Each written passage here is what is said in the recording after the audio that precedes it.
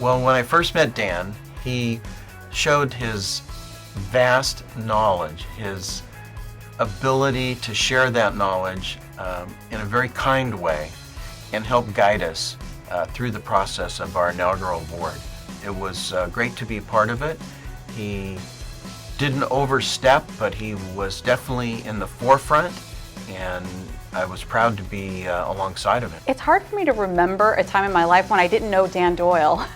I think from really my earliest professional days here in Fresno, Dan has been active in our business community, and he's been active in trying to make Fresno and the Central Valley a better place. I knew of Dan before I actually met him through the PBID process that we underwent a few years back.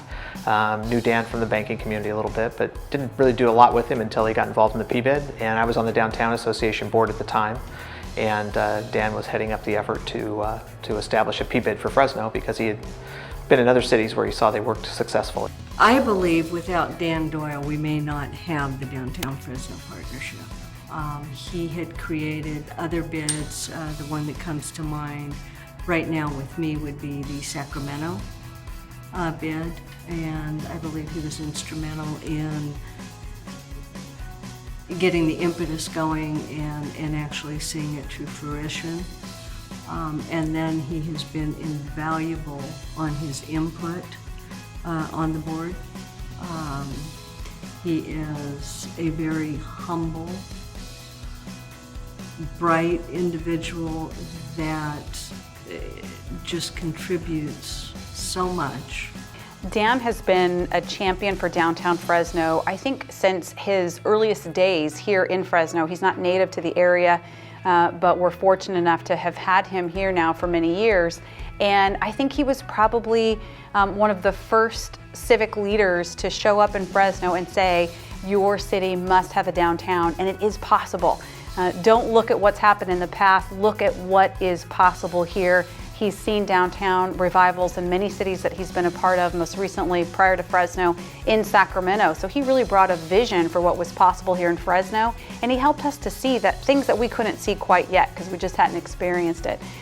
So frankly, I've never known Dan Doyle not to be championing downtown Fresno. Those two things, Dan, downtown, downtown Dan, they're kind of synonymous.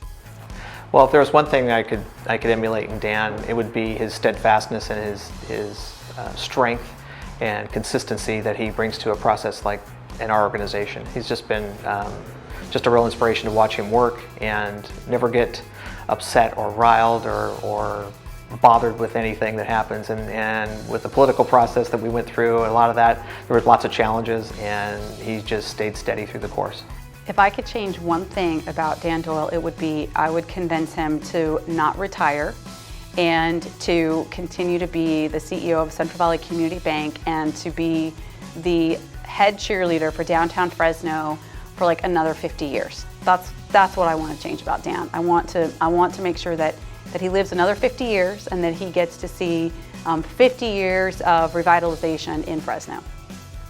If I could change one thing about Dan Doyle, it would be to make him 25 years younger so that we could have him for 25 more years to help revitalize downtown.